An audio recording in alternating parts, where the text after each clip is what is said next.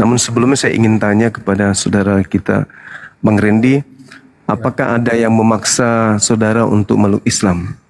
Enggak. Ini Enggak ada ya? Saya sendiri. Ya. Iya. Masya Allah.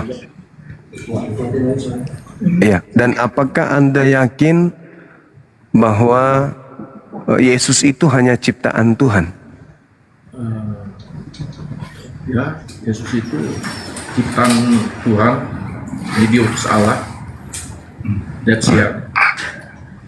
Oh iya. Dan dia bukan Tuhan. Bukan. Bukan. Dan yakin bahwa Yesus itu adalah manusia yang suci ya? Yesus itu hanya utusan. Utusan. Oke, baik. Baik, teman-teman sekalian, kita mulai prosesi syahadat. Boleh satu tangan sebagai simbol tauhid. Ya, ikuti saya. Ya.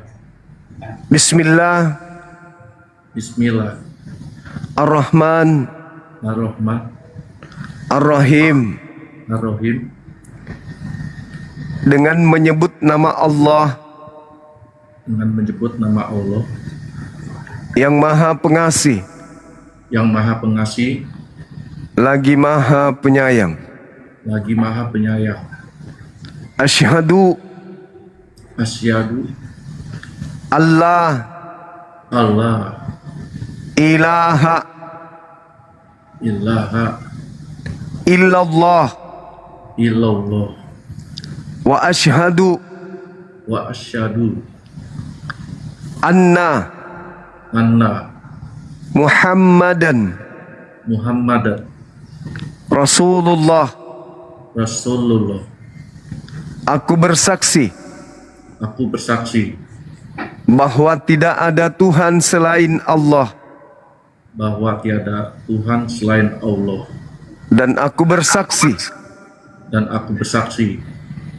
bahwa Nabi Muhammad bahwa Nabi Muhammad adalah Rasul utusan Allah.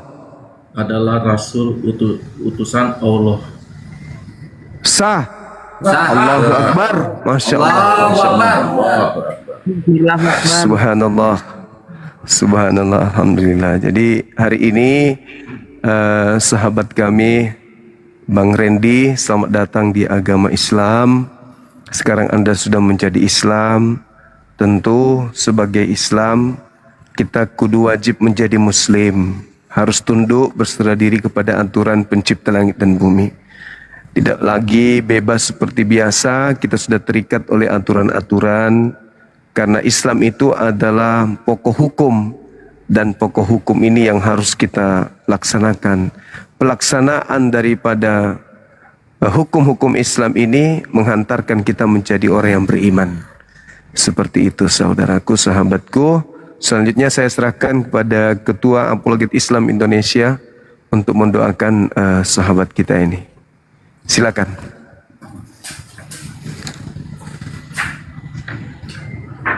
Kamu dikecilin aja kan? Di mute.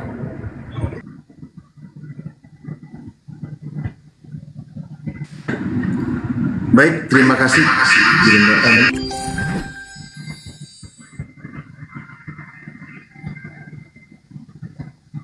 Cek. Ya, baik, terima kasih Gurunda. Alhamdulillah prosesi berjalan dengan lancar seperti biasa. Untuk berkahnya di sini kita tutup dengan doa. Habis itu kita ada sedikit tausiah ya daripada guru kita di sini. Insyaallah. Mohon izin saya sampaikan, tadi juga sempat bertanya kepada beliau yang baru mualaf bahwa dia itu baru sendiri yang mualaf antara keluarga itu.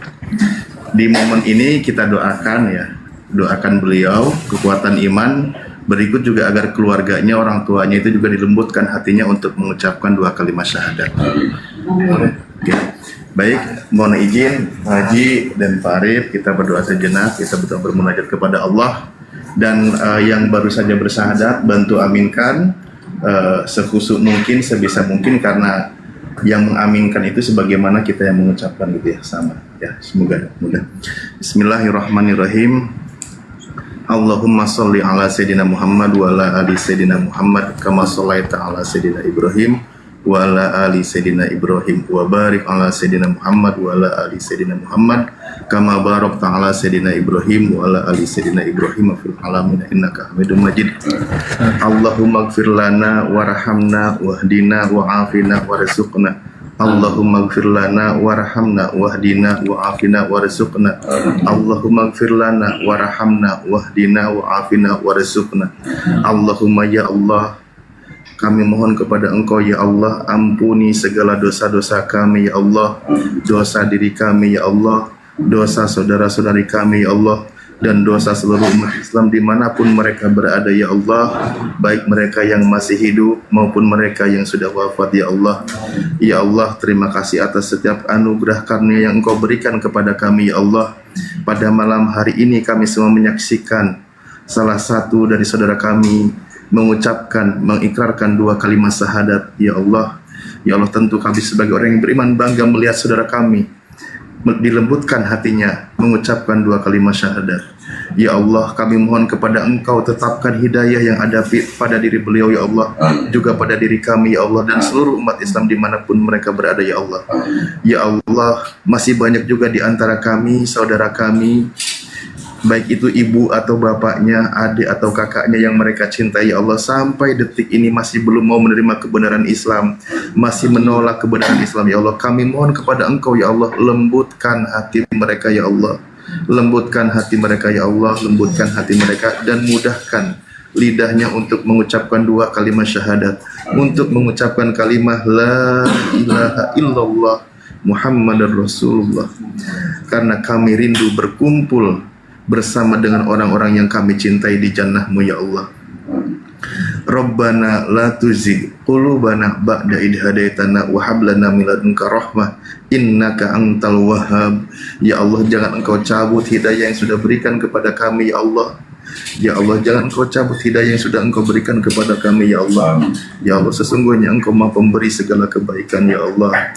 Rabbana afrigh alaina sabra wa sabbit aqdamana Wangsurna alal qaumil kafirin, wangsurna alal qaumil hasidin, wangsurna alal qaumil munafikin. Ya Allah, tetapkanlah, kuatkanlah pendirian kami ya Allah, pendirian guru-guru kami ya Allah, pendirian para pejuang Islam ya Allah. Kuatkan pendirian mereka ya Allah dalam menghadapi kaum-kaum kufar ya Allah, yang selalu merusak ajaran Rasulullah, yang selalu merusak ajaran Islam ya Allah, dan juga dalam menghadapi kaum-kaum hasad dan juga kaum-kaum munafik ya Allah. Rabbana hab lana min azwajina wa dzurriyyatina qurrata a'yuni waj'alna lil muttaqina imama. Ya Allah, terimalah, berikanlah kepada kami, anugerahkanlah kepada kami ya Allah keturunan dan pasangan yang soleh dan soleha ya Allah, keturunan yang akan menjadi penerus dan pejuang agamamu ya Allah. Amin. Yang insya Allah siap menjadi penerus para guru-guru kami ya Allah. Amin. Sehingga kalimah la ilaha illallah tetap tegak di bumi ini ya Allah. Amin. Rabbana atina fid dunya hasanah wa fil akhirati hasanah wa qina adzabannar. Ya Allah, datangkanlah kebaikan kepada kami semua di dunia ini ya Allah, juga di akhirat nanti ya Allah. Ya Allah, di momen yang paling berbahagia ini ya Allah, kami mohon kepada Engkau ya Allah, di antara saudara kami yang sedang sakit ya Allah, sembuhkanlah ya Allah. Di antara saudara kami ada dalam kesusahan ya Allah, mudahkan setiap urusannya ya Allah, mudahkan setiap urusannya ya Allah. Rabbana atina fid dunya hasanah wa fil akhirati hasanah wa qina adzabannar. Subhana rabbika rabbil izzati amma yasifun, wassalamun ala mursalin, walhamdulillahi rabbil alamin. Ala hadihi niyah wa kullu niyatin sholihah. Al-Fatihah. Alhamdulillahi rabbil alamin.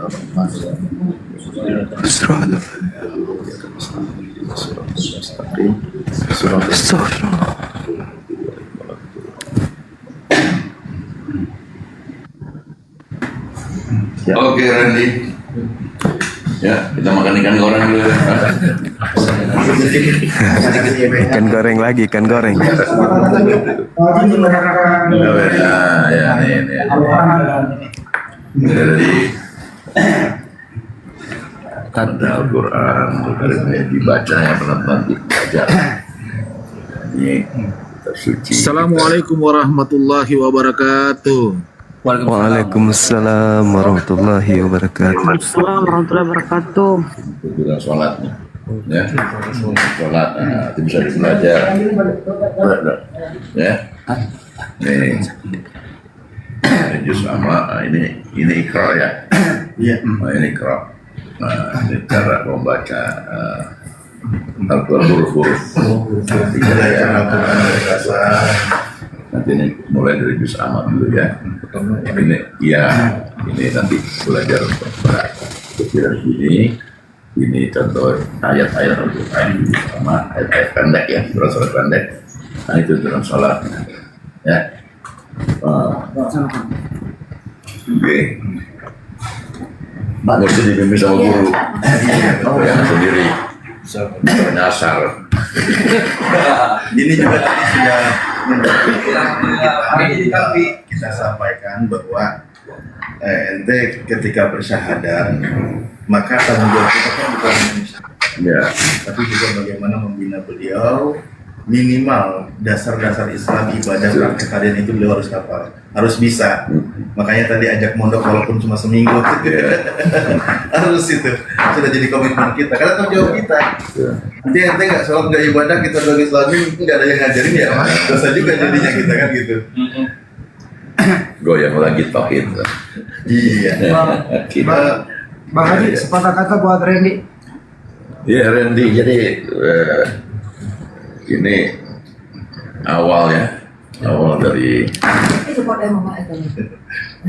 bagaimana kamu awal dari perubahan menuju yang jauh lebih baik dari keadaan zulumat ke arah yang terang-terang, dari keadaan yang gelap gulita ke arah terang-terang. Ya, kamu mesti bersyukur, kamu harus bersyukur ya, karena ke semua orang tergerak yang diberikan hidayah Allah. Ya, nah, cara mensyukurinya itu bermacam-macam caranya. Nanti ada tuntunan dari hukum-hukum Islam ya. Jadi harus disyukuri dan cara bersyukur bermacam-macam caranya ya. Sudah salaman sama Pak Haji Sungkaman. Randy, salaman sama Pak Haji Sungkaman. Oh. Mantap, mas. Takbir, Allahu Akbar. Terima kasih Bapak. Iya, sama-sama. Apa lagi? Bang Arif, sepatah kata buat Bang Arif. Silakan Bang Arif. Baik, terima kasih.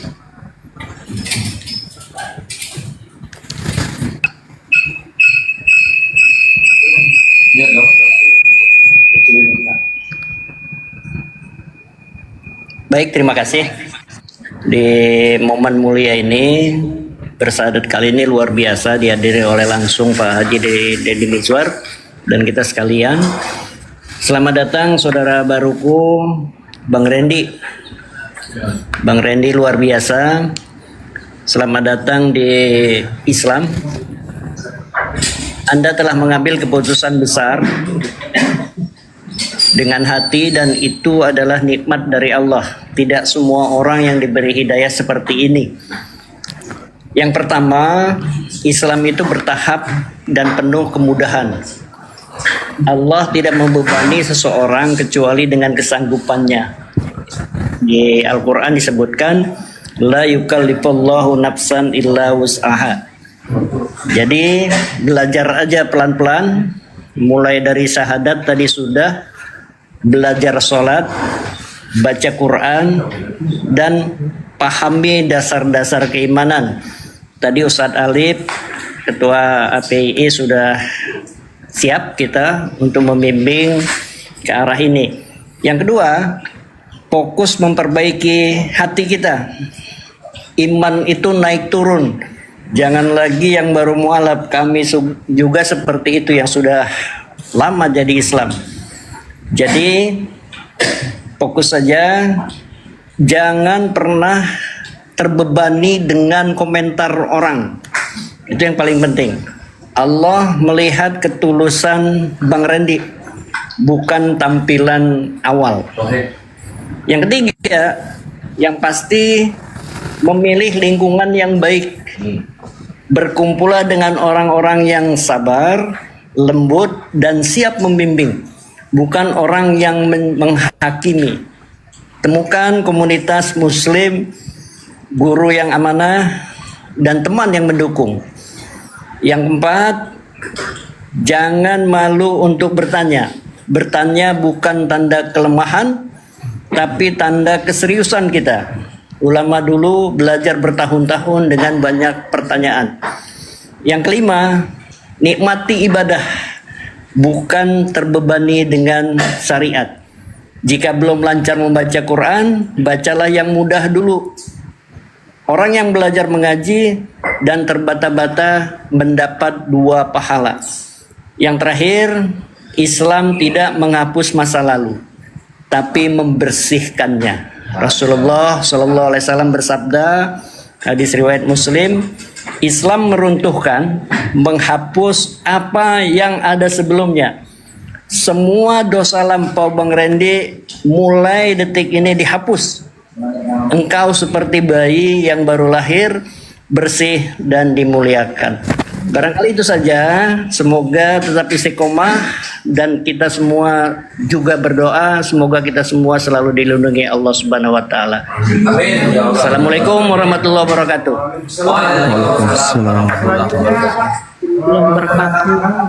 Udah sertifikat langsung oleh beberapa disaksikan oleh Bang Haji Deddy Miswar, Bang Arif, dan Pak Ketua dan yang bersangkutan yang baru saya. Silakan Pak Ketua.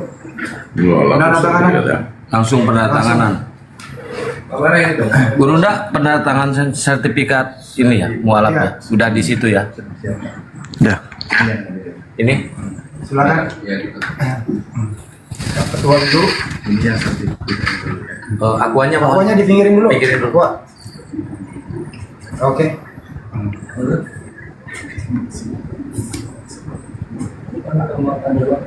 Lalu ke saksi dulu. Langsung di stempel. Saksi. Stempel PI ya. Stempel dulu. Ya. Saksi, kita izin Pak Haji. Oh, Pak Haji Deddy.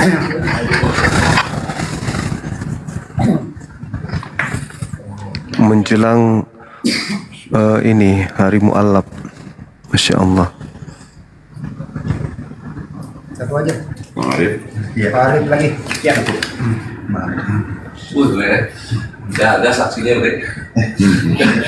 Bukan kaleng-kaleng. Bukan kaleng-kaleng. Kaleng-kaleng saksinya. Yang bersangkutan? Yang bersangkutan sebentar ini saya terakhir di sini soalnya. Oh iya, Om juga tangan dong.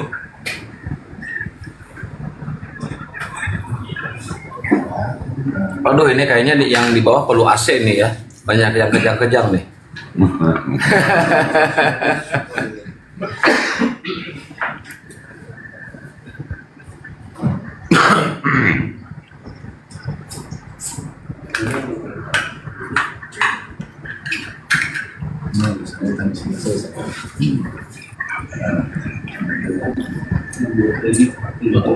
Ya, tanda tangan. Kita namanya berapa? Oke, siap. Lakukan. Alhamdulillahirrahmanirrahim. Alhamdulillah. Istiqomah ya. Oh, Pak Haji lagi. Pak Arif. Pak Arif. Pak Arif dulu, Pak Arif dulu. Ya orang nangis loh. Nangis, Masya Allah. Pak Haji.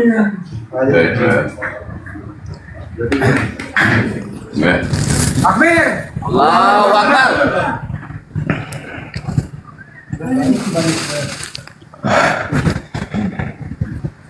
Ya, mungkin Gurunda mau ngasih wejangan sepatah dua patah kata Gurunda. Ya baik, Belum ke selanjutnya. Saudara Randy, Bang Randy. Ya, bisa dengarkan suara saya Bang? oh dengar. Ya baik. Jadi gini, mungkin abang juga sudah tahu pola ini, tapi tidak apa-apa saya ingatkan.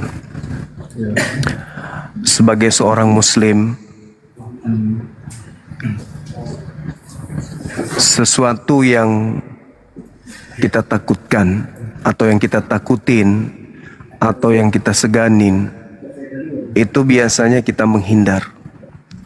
Misalnya kita takut pada binatang buas, Maka sebisa mungkin kita menghindari binatang buas itu, kalau bisa jangan bertemu. Kita menjauh sejauh mungkin. Tapi di Islam ada yang harus kita takutin, tapi polanya beda. Yaitu Allah, pencipta langit dan bumi. Kita kudu wajib takut sama Allah. Kalau kita sudah takut kepada Allah, maka dimanapun kita berada, dengan siapapun kita bersama, seperti apapun keadaan kita, kita akan selalu menghindarkan diri kita dari sesuatu yang bersifat maksiat. Jadi ada satu hakikat yang kita takuti, bukannya kita menjauh, tetapi kita semakin takut semakin mendekat. Jadi kalau seorang muslim, seorang Islam tidak ada rasa takutnya kepada Allah, maka mereka akan berani melakukan apa saja. Kenapa? Karena Allah itu tak nampak oleh mata. Nah, jadi kita harus menyadari bahwasanya Annallaha Sami, Allah itu maha mendengar, alim, dan juga maha mengetahui. Jadi sebagai seorang muslim, Allah itu harus ditakuti. Karena hanya dengan takut kepada Allah, maka kita akan masuk ke dalam ranah orang-orang yang beriman. Kalau kita tidak ada takutnya kepada Allah, malah kita takut kepada makhluk, maka yang terjadi, ya kita bisa melakukan apa saja apabila tak ada orang yang melihat kita. Jadi pesan saya sebagai abang, sebagai sahabat, buat sahabat saya, takutlah kepada Allah. Karena hanya dengan rasa takut itu akan menghindarkan kita dari rasa kemunafikan. Al-Quran itu diwahyukan oleh Allah untuk umat manusia. Hadza bayanul linnas wa hudan, dan sebagai petunjuk. Jadi Al-Quran diwahyukan oleh Allah kepada seluruh umat manusia, dan Al-Quran ini juga sebagai petunjuk, wa mau'idatil lil muttaqin, agar kemudian menjadikan Al-Quran ini sebagai pelajaran bagi orang-orang yang bertakwa. Apa bertakwa itu? Takut kepada Allah. Jadi satu aja yang saya titip sama saudara saya, takut kepada Allah. Apa yang kita ingin lakukan, dimanapun itu, ada orang ataupun tidak ada orang, sadarilah bahwa Allah melihat kita. Kita harus takut. Dengan adanya rasa takut kepada Allah, maka akan menuntun kita apa yang harus aku kerjakan sebagai seorang Islam. Apa yang harus saya lakukan sebagai seorang Islam. Oh, ternyata saya harus belajar. Saya harus belajar sholat. Saya harus belajar ngaji. Dan hadirkan selalu Allah dimanapun kita berada. Insya Allah, saya yakin saudara saya akan merasa rintangan apapun dalam hidup ini setelah masuk Islam itu akan merasa nikmat dihadapi. Karena saya yakin setelah ini saudara akan banyak ujian. Dan dengan takut kepada Allah, maka ujian itu akan menjadi sebuah hiburan. Ujian itu akan menjadi sesuatu yang indah, seberat apapun itu. Bukan menjadi beban sehingga kita kembali kepada kekufuran.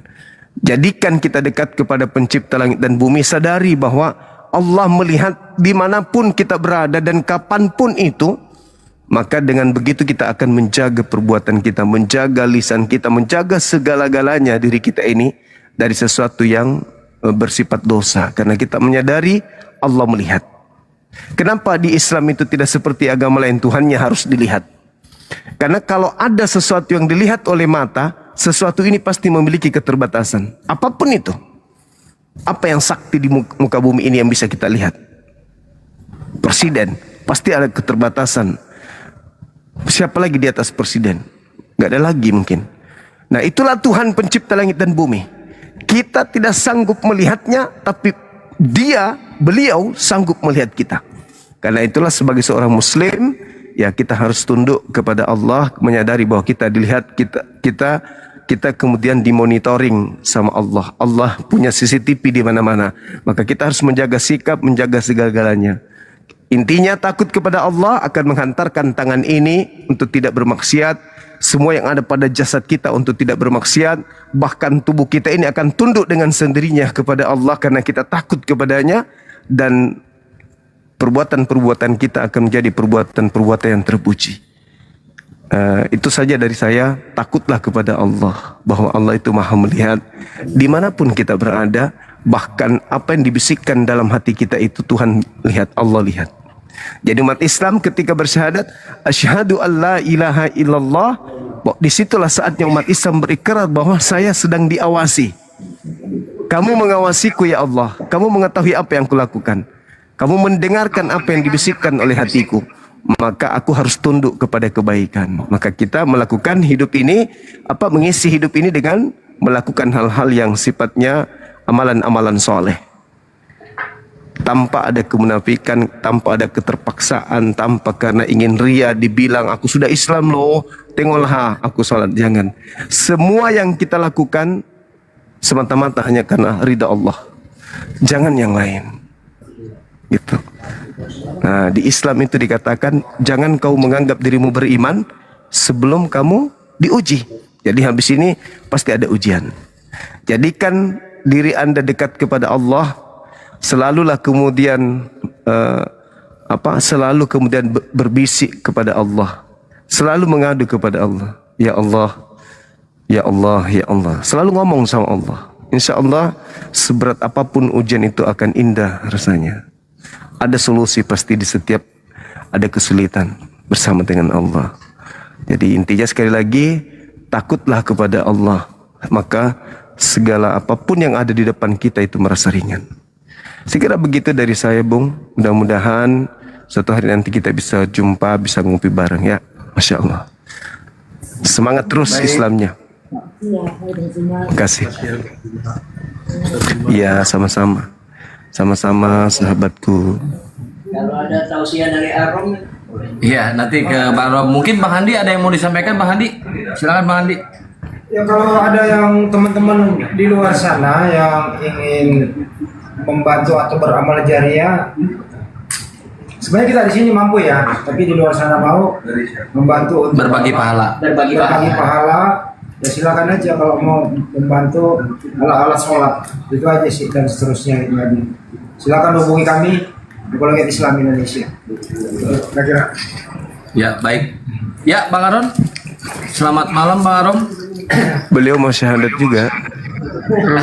Nggak jadi, tadinya beliau mau ke sini, Gurunda, cuma katanya nggak jadi. Bang Haji kan mau bicara sama. Iya, mana Bang Arom? Kemari dong Bang Arom. Kameranya ke Pak Haji tuh. Kerja, saya kerja. Aduh, saya udah tunggu-tunggu deh Bang Arom. Kerja saya, Pak. Kerja, Pak Haji.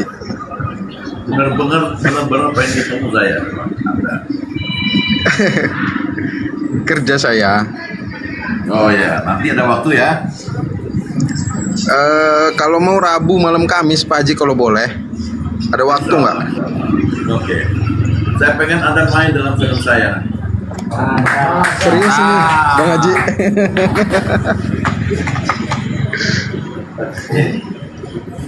Allah, Bang Bang Haji, Arom. makasih, Pak.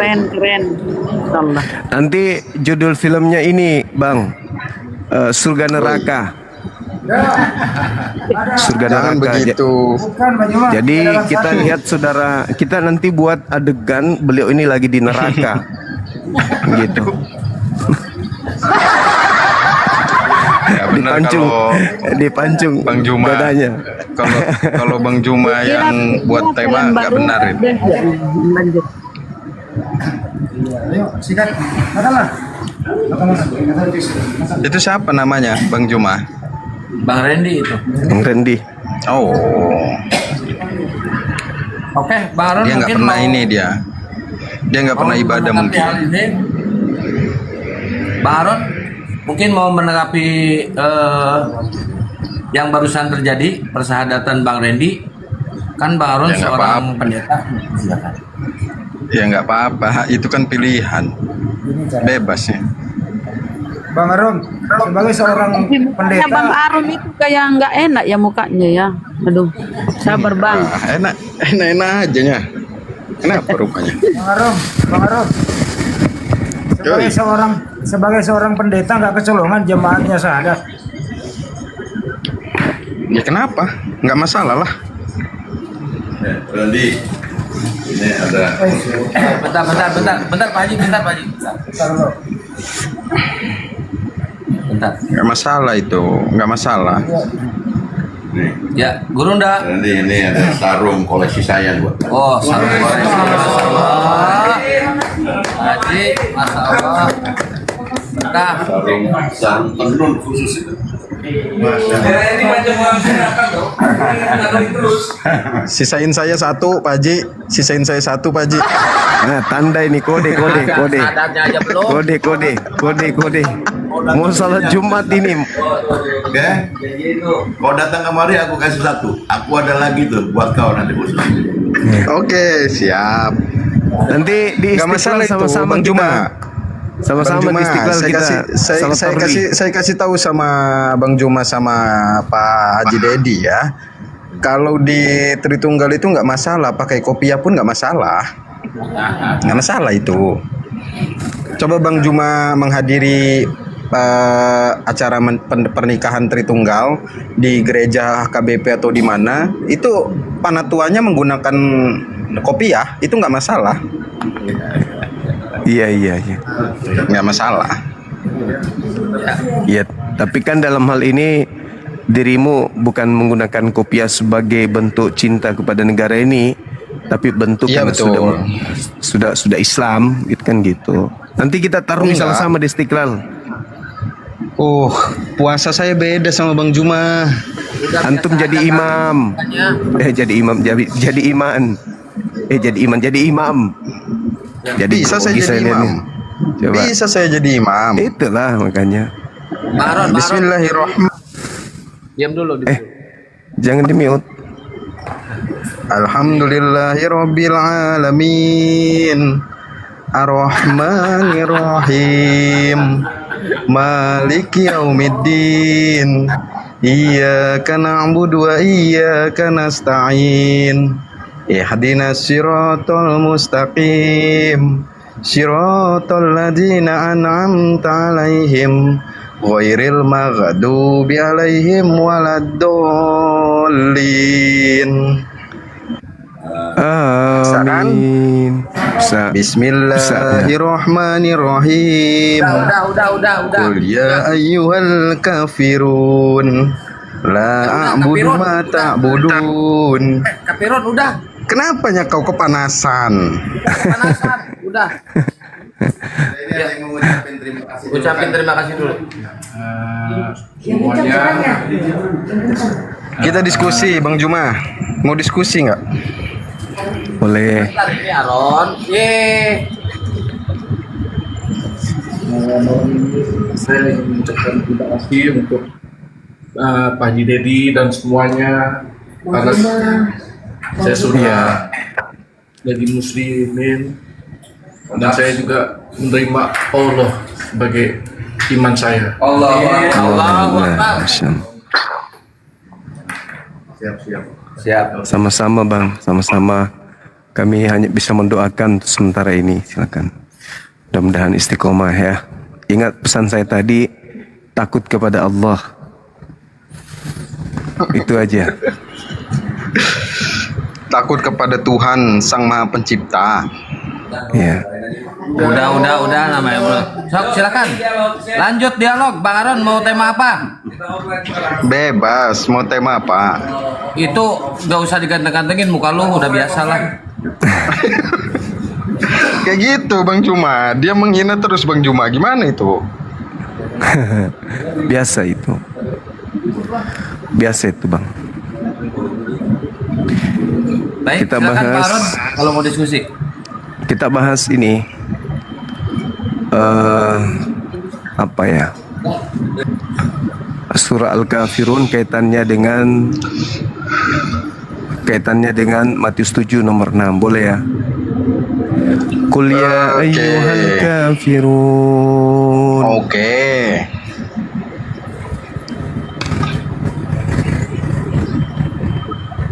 Silakan. Oke, jadi kalau kafir itu dari kafaro, artinya menutup diri kan? Sebenarnya nggak ada kaitannya dengan surat Matius. Kalau ayat Al-Qur'annya, Bang Juma. kalau yang tidak menerima Yesus sebagai juru selamat dan Tuhan, itu yang disebut menutup diri dari keselamatan. Itu namanya Bang Juma. Enggak, maksud saya gini. Ketika orang-orang pada masa baginda Rasulullah Muhammad SAW disebut kafir, beliau baginda Rasulullah Muhammad SAW itu dikatakan bahwa beliau diutus untuk seluruh umat manusia, dan beliau tidak mengatakan kepada orang yang ada di sekelilingnya sebagai orang kafir sebelum kemudian beliau mendakwai orang tersebut dan menolaknya.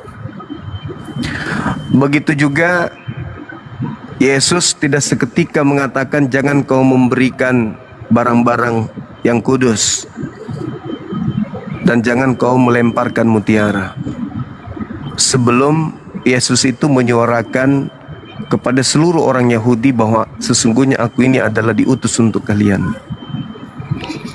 Nah, setelah Nabi Isa dalam pandangan Islam dalam Al-Quran surah As-Saff bahwa beliau menyeru, ya Bani Israel, inni Rasulullahi ilaikum. Wahai Bani Israel, aku ini adalah utusan Allah kepadamu. Lalu kemudian ada sekelompok orang-orang yang menolak beliau sebagai rasul untuk mereka. Maka setelah itu Nabi Isa alaihissalam melihat pengingkaran mereka. Kalau dalam kaidah Bible, orang-orang yang ada di sekelilingnya kemudian menolaknya, bahkan melemparinya batu, lalu kemudian menuduhnya gila, lalu kemudian berupaya sampai pada ending ingin membunuh, kan gitu. Maka Yesusnya kepada mereka yang membenci beliau dikatakan jangan kau berikan mutiara kepada babi, karena Yesus sudah tahu babinya siapa, sudah tahu siapa anjingnya di sana. Nah, menariknya di sini saudara adalah bahwa agama Kristen kalau dia berasal dari Yesus itu melalui siapa? Sedangkan Yesus melarang memberikan barang-barang kudus itu, dan kemudian melarang mutiara itu diberikan kepada di luar Yahudi. Jadi Kristen ini bocor dari mana dia? Apakah dari Yesus? Kalau dari Yesus jelas tidak boleh. Artinya bahwa dari kesimpulan saya, agama Kristen ini indungnya itu berasal bukan dari Yesusnya. Dan memang saya mendapatkan data, contoh misalnya Galatia 1:15, aku Paulus diutus kepada non-Yahudi. Berarti ketika kemudian Paulus mengatakan aku diutus kepada non-Yahudi, Paulus tidak membawa barang-barang kudus, Paulus tidak membawa mutiara ke non-Yahudi. Ya, maafkan saya kalau sampai ke sana penilaian saya terhadap keadaan ini, karena memang saya melihat tidak ada dari Kristen ini yang saya bisa nilai dari materi-materi yang ada di Bible yang bisa saya dudukkan bahwa Yesus yang mengajarkan ini. Seperti misalnya ibadah minggu, makan babi, tidak bersunat, menyembah 3 pribadi Tuhan. Saya rasa itu bukan mutiara atau bukan juga barang-barang kudus yang Yesus ajarkan. Oke. Seperti itu, Bang. Silakan. Jawab Bang Juma ya. Jawab. Jadi kalau Kristen dibilang di Alkitab pun tidak mengajarkan tentang Tritunggal, di 1 Yohanes 5 ayat 7, kemudian di Matius 28, kemudian Lukas 2 ayat 10, itu juga udah jelas sampai 11. Itu menjelaskan semuanya Bang Juman, bahwa di situ diberitakan. Makanya kita bersukacita atas itu Bang Juman. Itu dijelaskan di situ.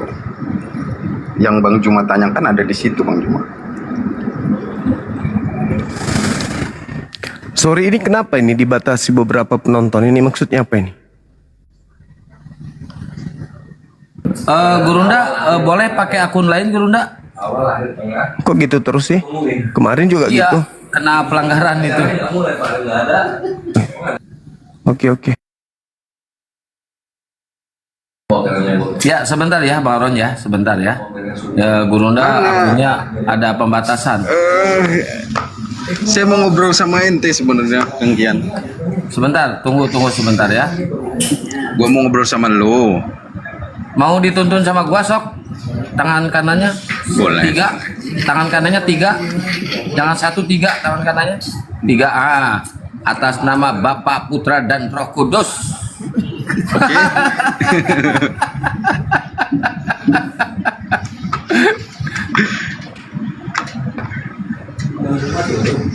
Enggak kena pelanggaran.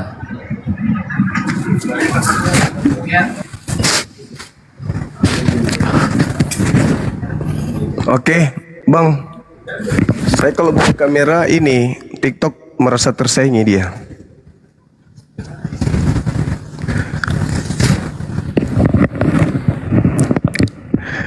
Nggak usah lah itu, nggak usah. Jadi gitu saudaraku Arom. Saya sedih membaca dalil itu, Bang. Kenapa? Kasihan Kristen tidak memiliki mutiara dan juga tidak memiliki barang-barang kudus. Kok bisa gitu? Iya, karena Yesus melarang muridnya melemparkannya kepada kalian. Itu kan pada saat pengajaran. Ya itu dia, apa bedanya? Kan dilarang. Dan Setelah itu kan tidak. Saudaraku, ketika saya belajar lebih jauh, menghabiskan waktu untuk mengkaji data itu, saya temukan beberapa data di dalam kitabnya orang Yahudi yang terkait dengan barang-barang kudus. Ternyata yang dimaksud barang kudus itu bukan sebuah kata hiasan atau majas, metafora atau apapun itu, tetapi itu berbicara tentang benar-benar benda-benda suci yang ada di dalam bait suci. Semisal kekidian, bait kemah dan seterusnya, dua loh batu, dan juga tempat-tempat pembaptisan atau juga minyak urapan yang ada di dalam bait sucinya orang Yahudi. Dan yang menariknya lagi, ketika saya membaca di dalam Bilangan 4:20, janganlah orang kehat masuk ke bait suci kemah melihat barang-barang kudus meski sesaat saja, sebab di mana mereka melihat barang-barang kudusku mereka akan mati. Artinya barang-barang kudus ini sesuatu yang berada di dalam rumah ibadahnya orang Yahudi. Benda-benda ini yang dilarang kemudian oleh Yesus diberikan kepada bangsa anjing dan juga babi. Nah sekarang kalau kita menelaah data itu, apa yang ada di rumah sembahyangnya orang Kristen yang bila mana dilihat oleh orang lain itu akan mati. Adakah itu? Kalau di Islam kan barang kudus itu Hajar Aswad, kemudian termasuk Ka'bah, kemudian masjid, kemudian umat Islam sendiri yang bersih dari hadas kecil, hadas besar, yang mereka dalam keadaan wudhu, mereka itu termasuk barang yang suci. Nah itu juga di tengah-tengah mereka, makanya orang Yahudi masuk rumah ibadahnya lepas sendal, mereka harus cuci tangan, cuci muka, cuci kaki, mereka harus mandi tahir, mereka harus bersunat dan tidak makan makanan yang dipersembahkan kepada berhala. Kenapa? Karena bait suci itu adalah barang kudus. Nah Yesus mengatakan jangan kau lemparkan barang kudus ini kepada anjing. Artinya ya sehubungan dengan barang-barang yang memang disucikan. Sama seperti dalam agama Islam, Al-Quran itu barang kudus, Hajar Aswad barang kudus. Itu jangan kau lemparkan kepada di luar daripada kelompok orang-orang beriman. Nah mutiara ini lebih menarik lagi, Bang. Ternyata mutiara itu adalah ilmu. Pantas aja, mohon maaf ini, bukan saya merendahkan, tapi ini kenyataan. Saya sudah puluhan tahun dekat dengan saudara kita Kristen dalam dunia debat.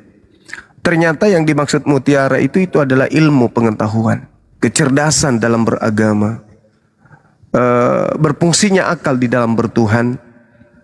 Artinya bahwa jangan kau lemparkan ilmu hikmat, Jangan kau lemparkan pengetahuan, jangan kau lemparkan kecerdasan, jangan kau lemparkan intisari dari akal kepada babi.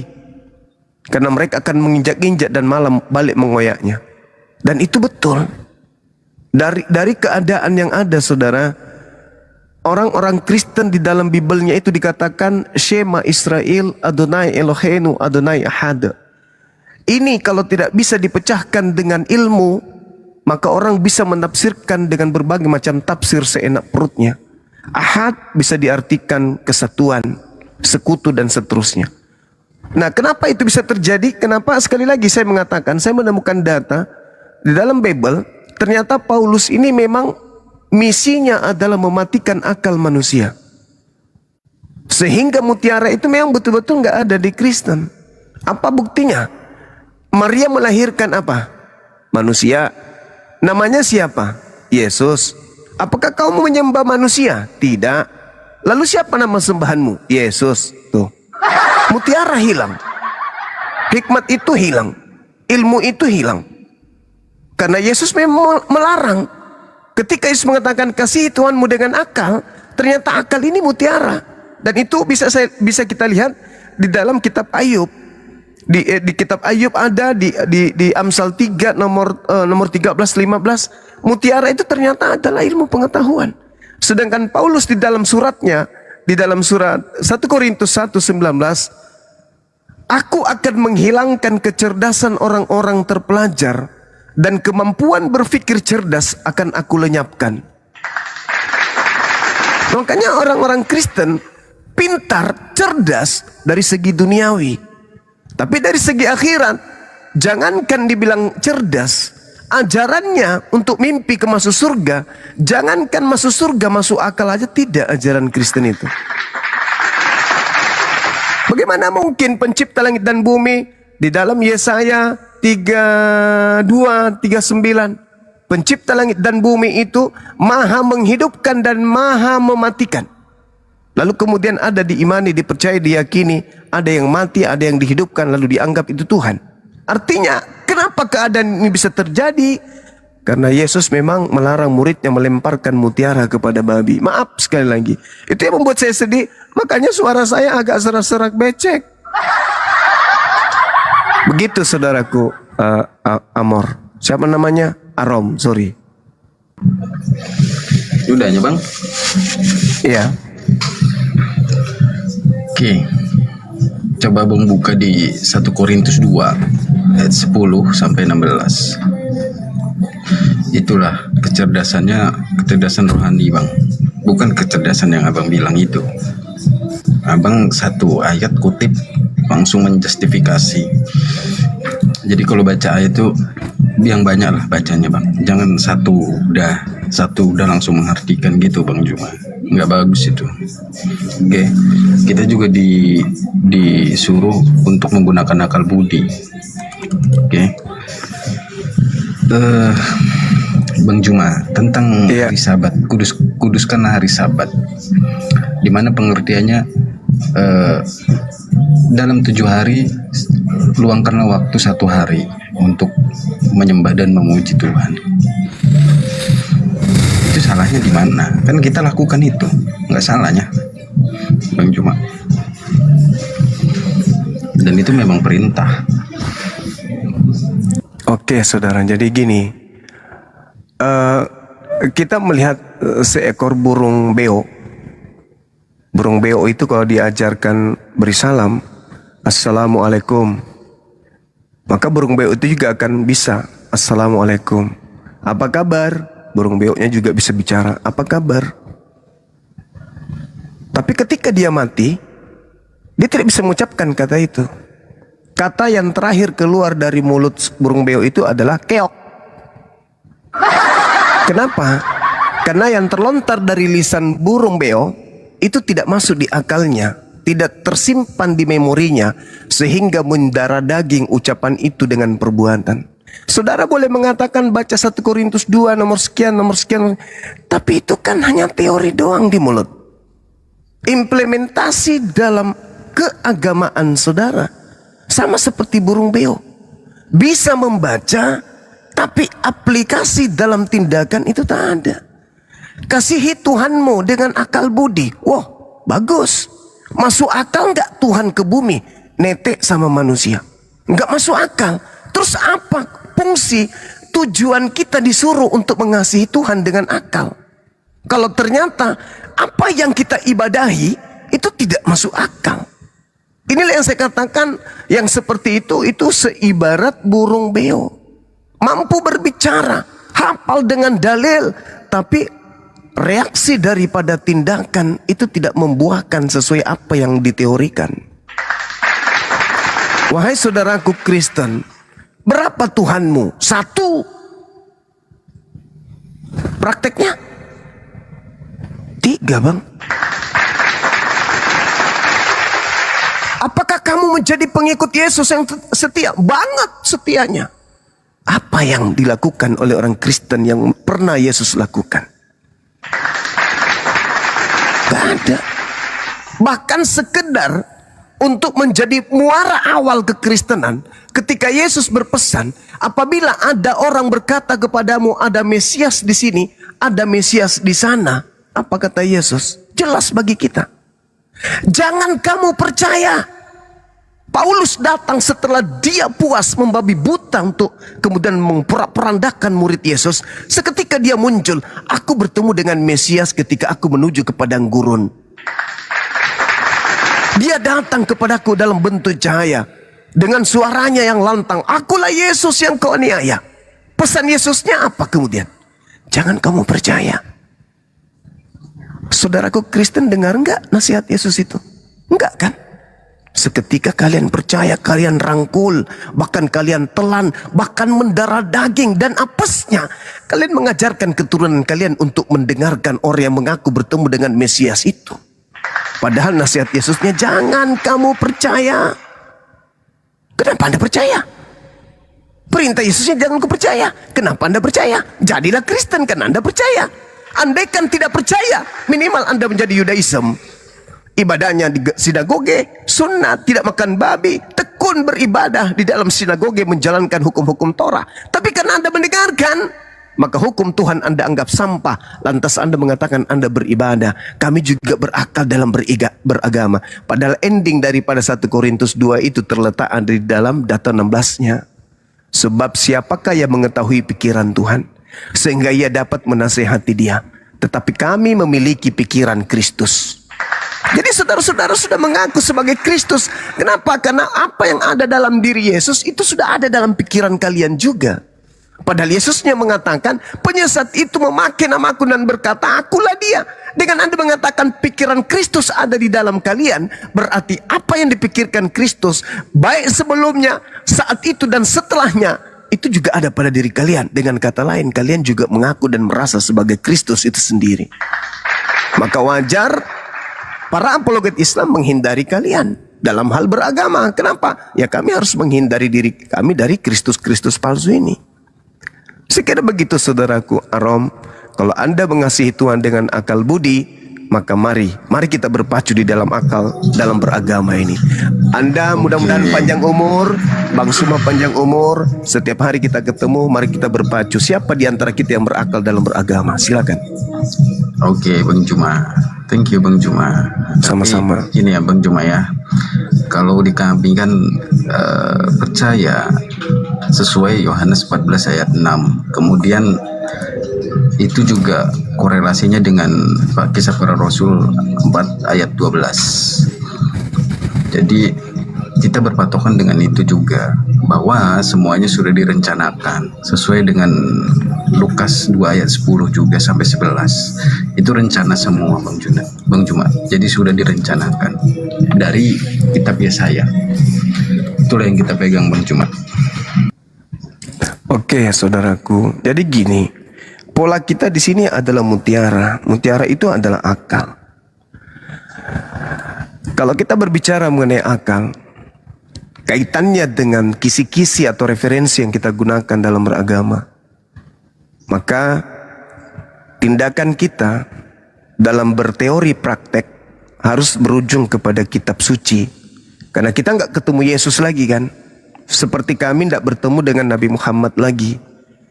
Maka apa yang menjadi buah karya dari dua manusia mulia ini?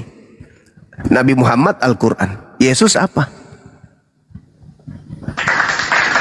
Kan itu dulu. Kita berakal bukan? Ya, kita berakal. Oke. Siapa di antara kita yang akan kita jadikan panutan dalam beragama? Orang Kristen, saudaraku Kristen, Yesus. Umat Islam sudah tentu yang mulia baginda Rasulullah Muhammad SAW. Tapi Nabi Muhammad meninggalkan kepada kami Al-Quran. Kami nggak yatim, bang.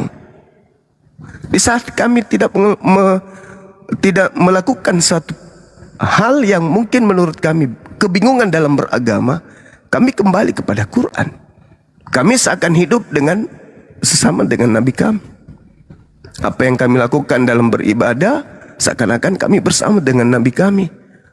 Ucapan beliau pada masa beliau hidup, seakan-akan masih ada di kuping kami melalui kitab suci yang diwariskan kepada kami, Al-Quran.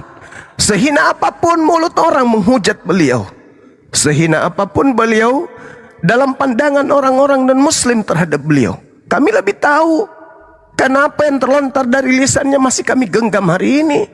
Jadi hujatlah sejauh-jauhnya, sehebat-hebatnya, tetap yang tahu beliau kami. Kitab suci beliau ada di kami, lisan beliau ada di kami, tindakan beliau ada di kami. Dan boleh orang Kristen kaji, silakan Anda belajar tentang Islam, kaji sekaji-kajinya, sedalam-dalamnya. Temukan kalau ada kehilapan, ada kesalahan beliau. Jangan hanya mendengarkan orang-orang yang membencinya tanpa ilmu. Jadi kami berislam karena Nabi Muhammad sumbernya. Beliau yang mewariskan Al-Quranul Karim. Anda mengatakan Kisah Para Rasul 4 nomor 16. Anda mengatakan Yohanes 14 nomor 6 dan seterusnya. Boleh. Tapi bukankah itu hanya hasil penyelidikan orang-orang yang Yesus sendiri tidak memberikan validasi, Yesus sendiri tidak memberikan legitimasi? Lantas orang berakal mendudukkan sebuah buku karya orang yang Yesus sendiri tidak memberikan legitimasi terhadapnya, mau dijadikan sebagai jalan untuk menuju kepada surga? Itu hayalan, kurasa. Itu hayalan, bang. Kenapa? Al-Quran mengatakan ketika ditanya sosok Nabi yang lahir tanpa ayah ini, wa iskalallahu ya Isa a'anta qulta linnas, apakah ente yang mengajarkan, apakah mulutmu itu yang berbicara untuk menyembah engkau selain daripada aku kepada manusia? Apa kata beliau dalam Al-Quran? Qala subhanaka ma yakunu li an aqula ma laysa li bihaqqa. Saya bukan menolak dan saya tidak pernah terlontar dari mulut saya kitab orang Kristen itu palsu. Enggak. Saya malah lantang mengatakan kepada umat Islam, kitabnya saudara kita Kristen itu asli. Asli terjemahan dari catatan-catatan wartawan yang melakukan penyelidikan tentang kisah-kisah Yesus. Kisah yang cakupannya antara Yesus dengan muridnya, antara Yesus dengan Tuhannya, antara Yesus dengan ajarannya. Maka muncul kemudian pengajaran di dalamnya. Yesus berkata, aku Yesus Mesias tidak berkata-kata dari diriku sendiri, melainkan apa yang aku dengarkan dari Tuhanku, itu yang aku katakan dan aku sampaikan. Ma qultu lahum illa ma amartani bi ani a'budullah rabbi wa rabbakum. Dari mana nabiku tahu coba? Dari mana Rasul Muhammad SAW tahu? Beliau tidak membaca Torah, beliau tidak membaca Injil, beliau bahkan tidak membaca terjemahan-terjemahan kitab Bible dalam bahasa Arab. Dari mana beliau tahu? Sedangkan ini diurai kemudian umat Islam se-Indonesia pun tak tahu, tanpa melalui lisan para apologet Islam Indonesia, bahwa ternyata Yesus pernah berkata demikian, firman yang kau dengar dari mulutku bukan dari aku, tetapi dari Tuhan yang telah mengutus aku. Itu jelas itu. Ma qultu lahum illa ma amartani bi ani a'budullah rabbi wa rabbakum. Aku tidak punya hak mengatakan sesuatu dari diriku sendiri. Apa yang aku katakan kepada kaumku adalah apa yang diperintahkan untuk aku katakan. Sembahlah Allah Tuhanku dan Tuhanmu. Wahai Maria, jangan kau sentuh aku. Katakan kepada saudara-saudaraku bahwa aku akan pergi kepada Tuhanku dan Tuhanmu. Itu bung. Saya tidak mengada-ngada dalam hal ini, enggak. Untuk apa? Jadi silakan Anda dengan Kristen Anda, dengan kegagahan Anda, silakan. Silakan Anda mati dalam keadaan kekristenan. Tapi ketika kita berbicara mengenai akal dalam beragama, apakah Anda tidak munafik dan apakah Anda tidak zalim ketika Anda mencoba untuk berbicara dengan diri Anda sendiri? Wahai si fulan, betulkah kau yakin bahwa ini firman Tuhan? Betulkah kau yakin bahwa ini berasal dari Yesus? Dengan dasar apa kamu yakin? Atau kamu hanya terdoktrin dan terdogma ajanya? Berbeda dengan mereka orang-orang Islam. Apa yang terlontar dari mulut Nabi Muhammad dihafalkan oleh para sahabat-sahabatnya. Apa yang dihafalkan oleh para sahabatnya dibukukan kemudian oleh mereka, sampai kemudian mereka mendapatkan ijazah, penghargaan, title sebagai pengajar untuk melanjutkan misi keislaman. Apakah mereka murid-murid yang Anda katakan murid-murid juga mendapatkan ijazah dari Yesus? Tidak, bukan? Melainkan hanya hasil daripada penyelidikan mereka. Maka sekali lagi saya katakan kepada saudara, saya tidak pernah mengatakan kitabnya Kristen itu palsu. Saya katakan asli. Itu adalah asli terjemahan yang selalu direvisi dari original teks, dari uraian, ungkapan orang yang melakukan penyelidikan tentang peristiwa-peristiwa yang pernah terjadi di antara Yesus dengan muridnya, Yesus dengan Tuhannya, dan Yesus dan pengajarannya. Demikian. Ku tanya dulu Bang Juma ya. Silakan. Dapat narasi dan literasi dari mana tentang Alkitab ya, bahwa satu ayat bisa diartikan seperti itu?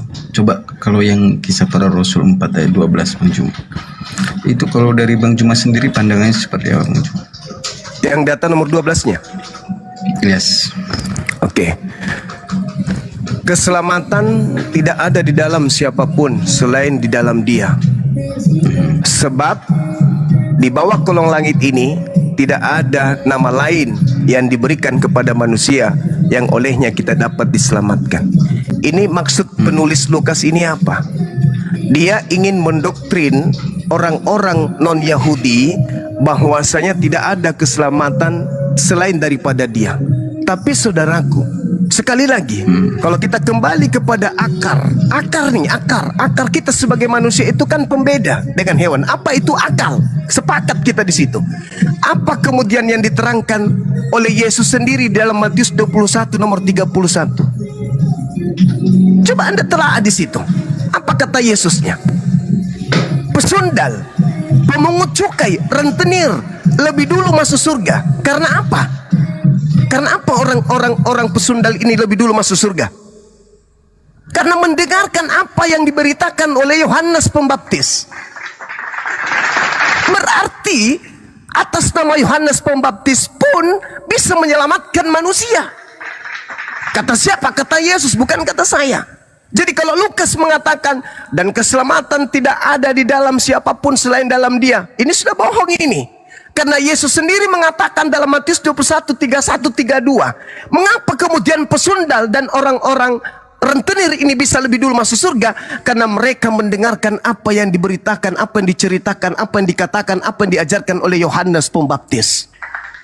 Halo? Berarti gagal kisah yang dibentuk oleh Lukas. Karena ternyata Yesus sendiri yang lisannya yang ngomong nih. Sekali lagi saya tidak mengatakan palsu, tapi penulis yang menyusun itu dari hasil kesaksian. Konon Yesus berkata, pesundal, pemungut-pemungut cukai lebih dulu masuk surga dikarenakan mereka percaya kepada Yohanes Pembaptis. Gugur kan? Lukas 4:12. Gugur. Gimana?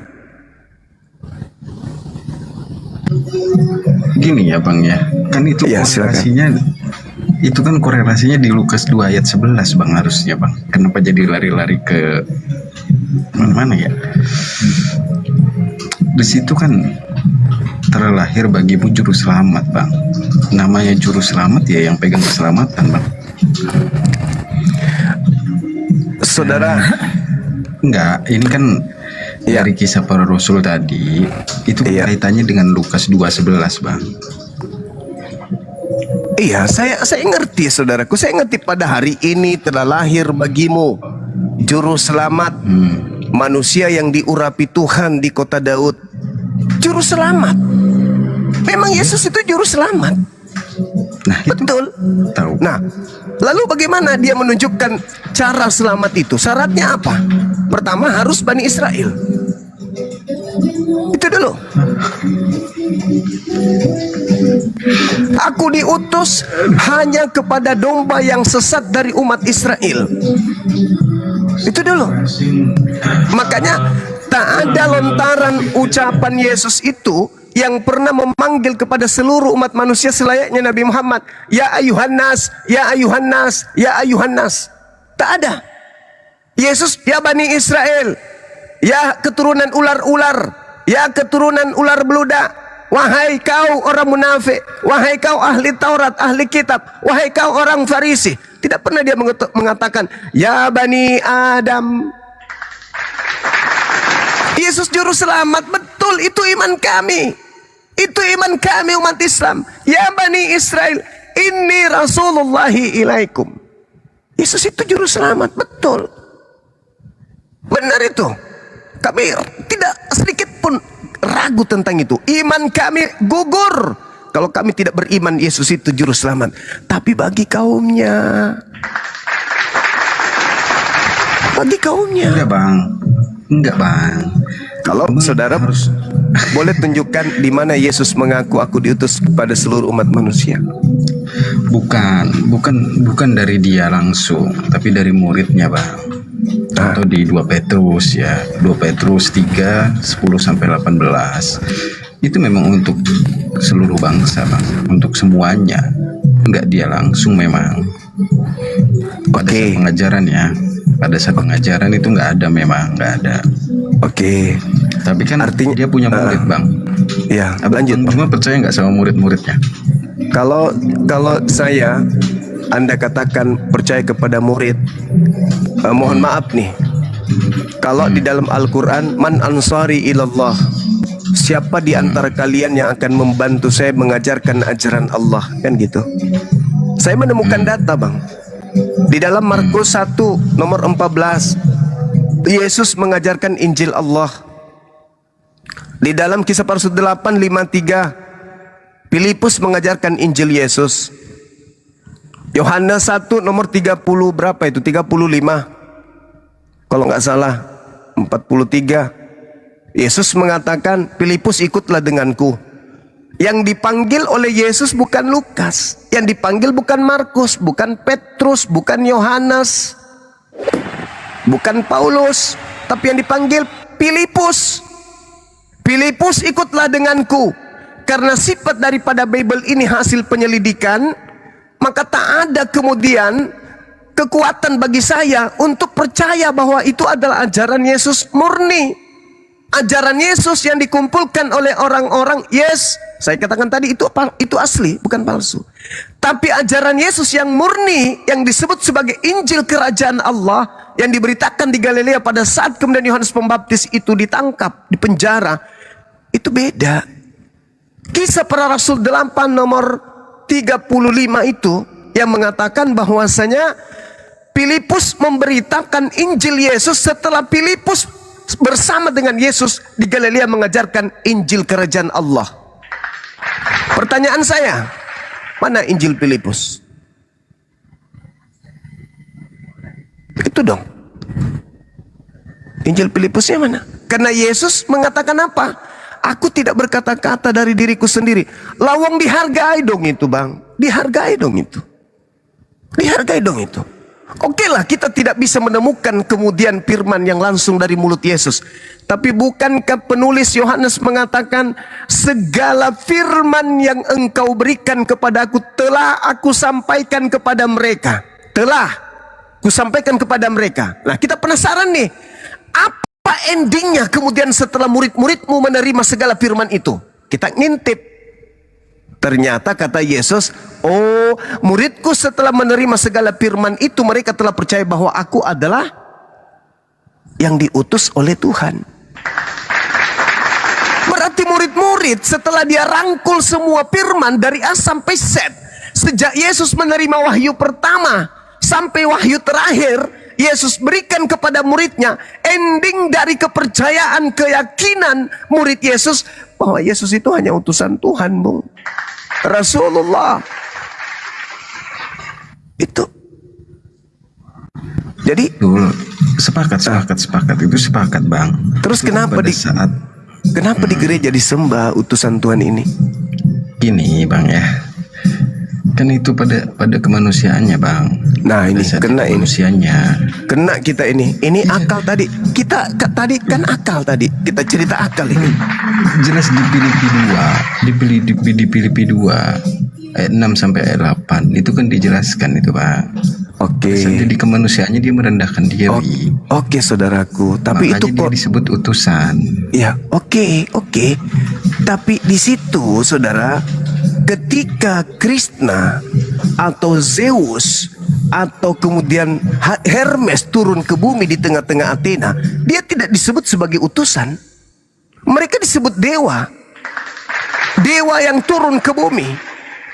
Karena Anda masih ada unsur Yahudinya, apa yang terjadi?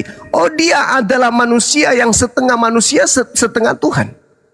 Tapi kalau orang-orang Roma Athena, coba Anda lihat bagaimana Paulus ketika datang di Kisah Para Rasul 14, nomor 10, nomor 11, nomor 12. Adakah dia dikatakan ini adalah manusia sepenuhnya dan sepenuhnya dewa? Tidak.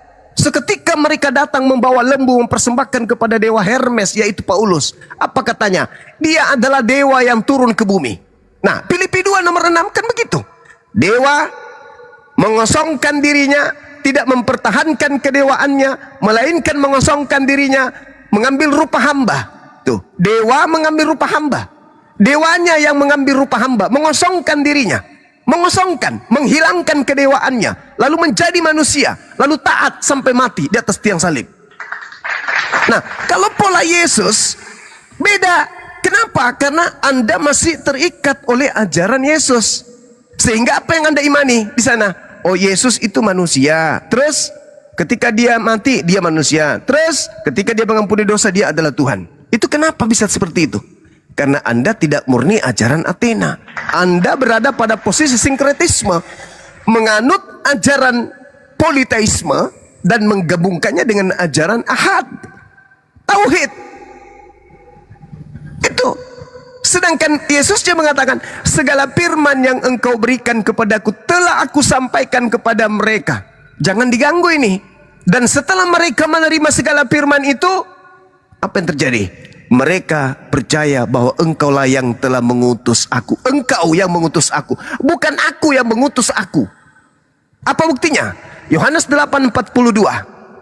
Aku datang ke muka bumi menjadi manusia bukan atas kehendakku. Lah, lalu atas kehendak siapa? Ya kehendak Bapakku. Kalau Filipi 2, bagaimana? Aku datang ke atas muka bumi atas kehendakku. Nah, beda. Berarti yang Anda katakan Yesus itu, ketika Anda mengatakan dia adalah Tuhan, Anda lari kepada dewa Athena. Ketika Anda mengatakan dia manusia, Anda lari kepada nabi yang datang kepada Bani Israel, Yesua HaMasiah. Itu fakta itu. Coba sekali lagi, coba dengarkan pelan-pelan saudaraku. Yohanes 8 nomor 42. Si Yesus anak Maria berkata, aku keluar dari Bapa, sebab aku bukan datang atas kehendakku sendiri. Nah itu, bandingkan itu. Kalau Filipi 2 nomor 6, nih, coba Anda dengar. Theos telah mengosongkan diri, tidak mempertahankan keteosannya, melainkan mengosongkan diri, lalu mengambil rupa manusia. Manusia ini kalau dia sedang bicara, apa katanya? Aku datang menjadi manusia atas kehendak siapa? Ya kehendak dia sendiri. Kenapa? Karena Theos yang mengosongkan diri. Sedangkan kalau Yesus, aku datang bukan atas kehendakku sendiri. Kenapa? Karena Bapa masih ada di langit, masih ada di surga. Sedangkan kalau Filipi 2, Bapa sudah tak ada di surga, Bang. Bapa sendiri yang mengosongkan diri dan mengambil rupa manusia. Oke, jelaskan itu ya Bang ya. Ya, silakan. Jelaskan itu pelan-pelan Bang Juma ya. Silakan. Jadi ketika di Filipi 2 itu kan memang kalimatnya jelas. Dia nggak mungkin menyebut dirinya datang dengan diri sendirinya. Itu nggak mungkin Bang. Karena dia nggak punya sifat seperti itu. Karena dia mau mengakui dirinya Tuhan aja, itu diuber-uber orang Yahudi Bang. Makanya ketika di surat Paulus barulah diceritakan semuanya. gitu loh Bang. Beda sama di Yohanes berapa tadi 8 ayat 42 itu beda Bang Cuma. Jadi nggak ketemu di situ Bang. Pada saat hidup sama pada saat kebangkitan itu nggak ketemu Bang korelasinya. Kalau begitu Bang. Karena kebangkitan itu menceritakan full tentang kebagaimanaan Yesus itu sebenarnya oleh Paulus. Pada saat pengajaran itu beda, dia mengajarkan tentang kebagaimanaan Bapa sebagai yang mengutus, dia sebagai firman-Nya yang hidup. Itu Bang. Saudaraku, Gurunda izin. Ya. Izin Gurunda. Apaan izin? Ini ada yang mau mualaf lagi, namanya siapa Bang Andi? Simon Perez. Simon Perez atas nama Randy. Apakah ini Randy betul? Iya Bang. Ini namanya Simon Perez. Beliau udah ngasih KTP-nya Gurunda. boleh. Tapi belum bisa open cam kayaknya ya Bang Simon Perez ya. Belum Bang. Masih sedikit. Bantu di-download dulu kalau kayak gitu ya teman-teman. Tapi beliau mau buka KTP-nya udah ada kebenaran di Ustadz Dalip ya Tan? Udah sama saya ada. Udah sama Bang Andi juga. dari mana? Sekte mana? Hindu. Saya dari Protestan Bang. Usia berapa abang kita ini? 29. Oh iya. Oke. Udah matang berarti. Nggak ada paksaan kan Bang? Nggak ada Bang, ini faktor berapa tahun ini belajar Bang. Alhamdulillah. Masya Allah. Nah, ini baru mengasihi Tuhan dengan akal. Betul. Kan itu beda Bang. Lah memang begitu saudaraku. Tuhan itu kita nggak bisa lagi pikirkan seperti sebagaimana. Ya gini loh Bang, kalau dia mau pindah ya silakan, jangan analoginya ke sana lah Bang. Oh nggak Baik, bisa, Bang. nggak bisa kawan, nggak bisa. Coba nih, saudara siapa Arom.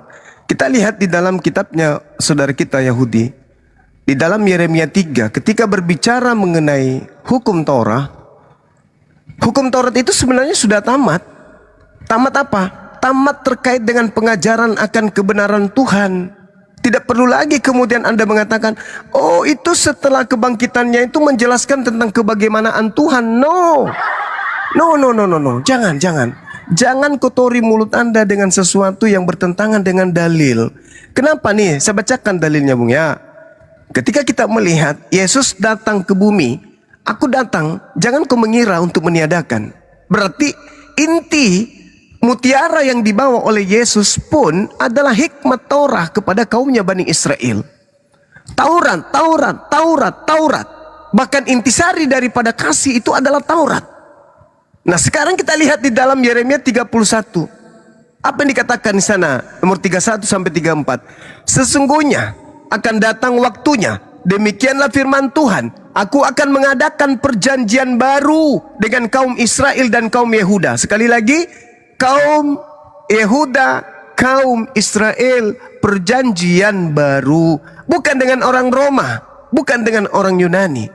Bukan seperti perjanjian yang telah kuadakan dengan nenek moyang mereka pada waktu mereka aku pegang tangannya untuk membawa mereka keluar dari tanah Mesir. Perjanjianku itu telah mereka ingkari. Meskipun aku menjadi Tuhan yang berkuasa atas mereka, demikianlah firman Tuhan. Tetapi beginilah perjanjian yang kuadakan dengan kaum Israel sesudah waktu itu. Apa itu? Aku menaruh Tauratku dalam batin mereka dan menuliskan dalam hati mereka. Maka aku akan menjadi Tuhan mereka dan mereka akan menjadi umatku. Apa yang dituliskan? Perjanjian barunya Taurat. Nomor 34-nya. Karena Tuhan sudah menorehkan Taurat ke dalam batin setiap Bani Israel yang menerima pengajaran Nabi Musa. Sama halnya karena Al-Quran sudah diterima dalam batin setiap orang Islam, maka mereka tidak perlu lagi mencari Tuhan mereka. Karena dengan mendalami Al-Quran, orang Yahudi karena dengan mendalami hukum Torah, mereka sudah mengenal Tuhan. Umat Islam dengan mendalami Al-Quran, mereka sudah mengenal Tuhan. Maka data 34-nya dikatakan apa? Dan tidak usah lagi orang mengajar sesamanya atau mengajar saudaranya dengan berkata, kenallah Tuhan. Saudara tadi mengatakan itu kebangkitannya dan Paulus itu mengajarkan tentang kebagaimanaan ketuhanan. Oh enggak bisa. Anda menolak dalil.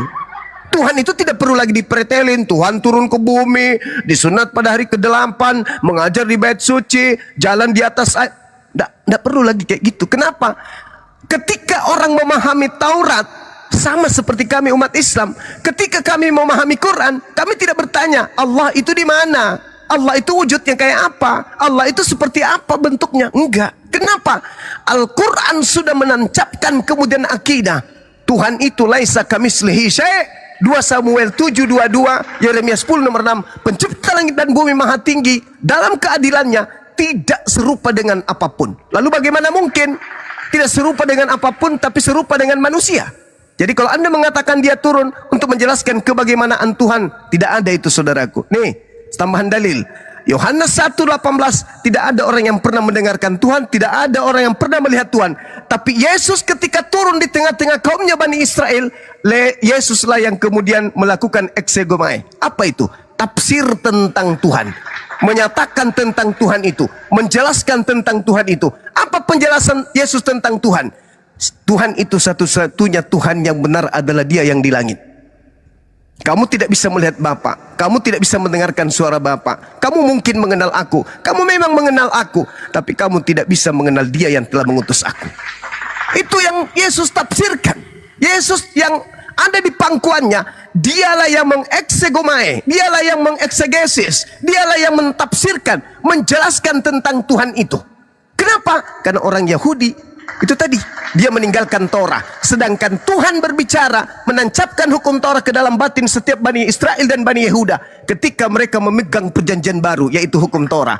Maka ketika mereka memegang hukum baru, hukum Torah, tidak perlu lagi orang mengajar kepada sesamanya tentang Tuhan dengan berkata, kenalilah Tuhan, sebab semua mereka, baik besar maupun kecil, mengenal aku. Demikianlah firman Tuhan, sebab aku akan mengampuni dosa mereka dan tidak lagi mengingat dosa mereka. Jadi penebusan dosa itu bullshit. Karena sudah dihapuskan oleh Tuhan lebih dulu. Kenapa? Karena mereka menancapkan di dalam batin mereka hukum Torah. Makanya orang Yahudi itu coba, mana di sinagoge mana Tuhannya mereka? Sama di Islam, mana Tuhannya mereka? Anda tidak melihat Tuhan itu, tapi umatnya, umat Yahudi, umat Islam selalu merasa dilihat oleh Tuhannya, selalu merasa diterawang oleh Tuhannya, selalu merasa diawasi oleh Tuhannya. Karena Tuhan mereka maha mendengar, maha melihat, bukan dilihat, bukan didengar, bukan mendengar atau didengar atau butuh telinga untuk mendengar. Itu saudaraku. Jadi mohon maaf, mungkin kita konsen dulu kepada saudara Randy. Sahabat-sahabat yang ada di bawah tolong di follow kalau saudara Randy mau buka kamera, biar beliau kita beri ruang untuk bersyahadat dulu menjadi pengikut Yesus yang setia, kan gitu. Belum bisa open cam, Bang. Iya, tapi kalau sudah bisa buka. Belum bisa nih, Bang. Maksud saya teman-teman kita follow sampai 1000, habis itu abang bisa buka, boleh ya? Boleh, Bang, boleh, Bang. Oh ya udah. Ini ada sedikit keganjilan di pikiran sih, mau tanya ke Bang Arom. Silakan. Ya, selamat malam Bang Arom. Malam. Dibesarkan, Sebentar Bang. sebelum Biar bertanya, saya yang kecil. sebelum bertanya mohon izin Ikhwan Fillah juga yang di bawah, terutama saudara-saudara kita yang muslim, bantu di follow ya. Di follow akunnya itu minimal sampai 1000 biar bisa open cam beliau. Ya, biar dia bisa open cam. Jadi nanti kita syahadatnya secara open cam. Bukan gift ya Ikhwan Fillah, tapi di follow akunnya. Oke, biar cepat target ke 1000. Oke, silakan Bang Randy dan Bang Arom atau guru lanjut. Ya, begini ya Bang Arom, kemungkinan ada sedikit permainan analogi lah Bang.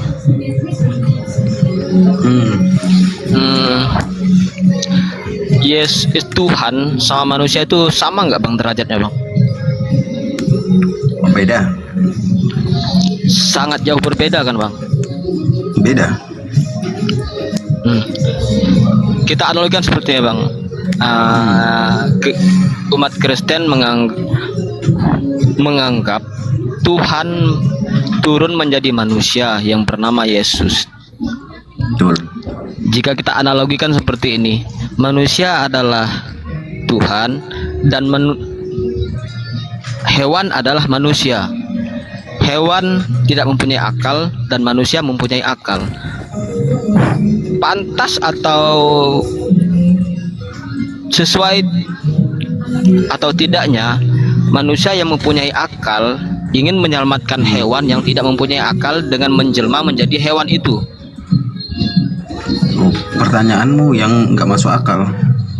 Loh, kok nggak masuk akal bang? Karena gini, manusia tidak Jelas-jelas itu manusia hewan itu tidak pernah dituntut apapun di dunia. Jadi ngapain Iya, Bang. diselamatkan? Jadi ngapain diselamatkan? kita bermain analogi bang. Kayak gini, misalnya abang melihat hewan. Salah analogimu. Salah analogi. Loh. Kalau hewan itu nggak perlu diselamatkan karena dia nggak dituntut apapun. Lah, jika abang melihat hewan itu terjebak, abang ingin menyelamatkan hewan itu, masa abang menjelma jadi hewan? Jangan abang bisa bertindak dengan menyelamatkan hewan itu, melepaskan dia dari perangkap atau segalanya. Kenapa harus menjelma jadi hewan itu untuk menyelamatkannya? Nah, itulah ilmu kemanusiaan. Beda sama ilmu ketuhanannya beda. Jadi Nah, justru itu, Bang. Sana Randy, analoginya Justru itu, Bang. nggak sampai ke sana. Manusia yang mempunyai dosa, manusia yang tidak suci, yang mempunyai keterbatasan, pantaskah dijadikan Tuhan? Sedangkan kita tahu definisi Tuhan itu hal yang zat yang tidak bisa melampaui akal, tidak bisa mencakupi ruang dan waktu. Izin ya sebentar. Bang Randy bisa turun dulu. Bang Randy turun dulu keluar dari TikTok. Habis itu masuk lagi, naik lagi ke sini. Insya Allah bisa open cam ya. Turun Ya, dulu Bang, Bang ya, Bang. Randy. Ya. Ya. Nah bang, kalau Lanjut, Bang minta Arom izin, sama Gurunda dulu. Ya. minta izin sebentar bang. Mau dengar penjelasan Bang Arom tadi bang tentang Oke, jadi analogi itu. kau salah mengartikannya. Kalau manusia jadi Tuhan itu nggak mungkin. Tapi kalau Tuhan menjadi manusia, ya bisa aja. Kenapa enggak? Berarti begitu juga tadi bang, yang manusia menjadi hewan untuk menyelamatkan hewan itu yang terperangkap. Kan seperti itu bang analoginya bang.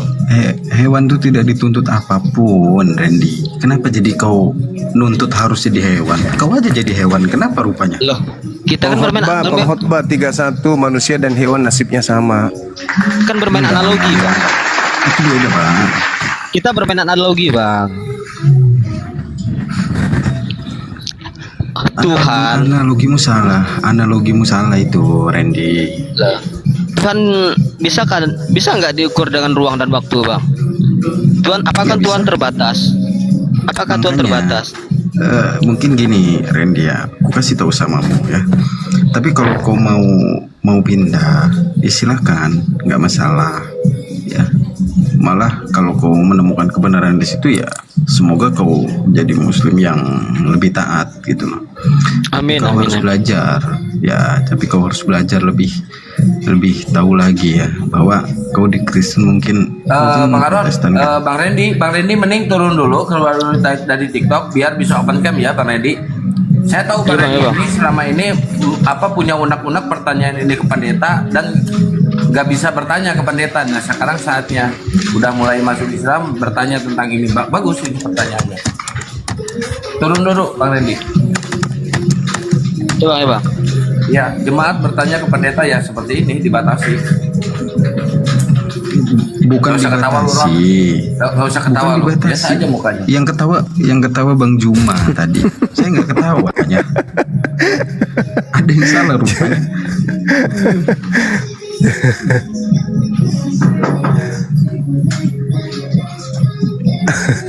Nggak apa-apa ya, saya doakan dia. Semoga makin paten ya di sana.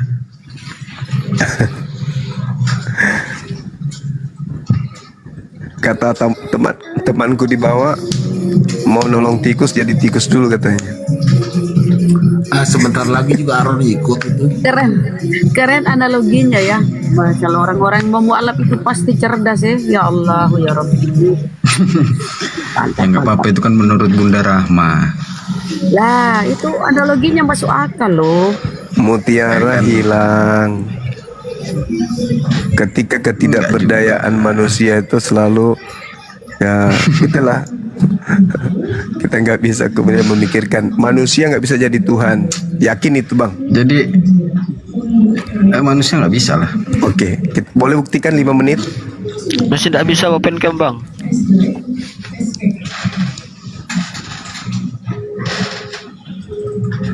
Ketika belum Yesus bisa. Ya Gurunda lanjut dulu. Ketika Yesus berkata, "Aku tidak dapat berbuat apa-apa dari diriku sendiri." Lalu yang membuatnya menjadi Tuhan siapa? Ilahiannya. Nah, ilahiannya itu bukan dirinya. Bukan, di dalamnya itu ada keilahiannya, Bang. Tapi kan itu satu hakikat. Nah, Makanya inilah selalu fungsinya mutiara itu di situ. bahasanya, Bang. Makanya bahasanya kan dia diutus, dia diberikan kuasa, dia dibangkitkan. Nah, itu bahasanya, Bang. Anda tadi, saudaraku, mengatakan Tuhan bisa jadi manusia. Betul. Nah, berarti Tuhan ini sudah jadi manusia kan? Di dalamnya. Iya, dia sudah jadi manusia kan? Di dalamnya. Iya, di dalamnya dia sudah jadi manusia bukan? Di dalamnya itu, keilahiannya itu. Iya, coba Filipi 2 nomor 6. Tuhan menjadi manusia, mengosongkan diri kan? Betul. Nah, berarti sudah tak ada unsur ketuhanan kan? Masih loh. Tadi dikosongkan diri atau tidak? Abang baca itu Yohanes 1:5 ayat 7 itu, Bang. Enggak, yang Makanya- Filipi. Kalau Yohanes itu kan hasil penyelidikan orang ini terhadap Yesus dan ajarannya. Ini Paulus. Paulus ini yang kita gaji. Theos turun ke bumi mengosongkan diri kan? Betul. Mengosongkan diri dari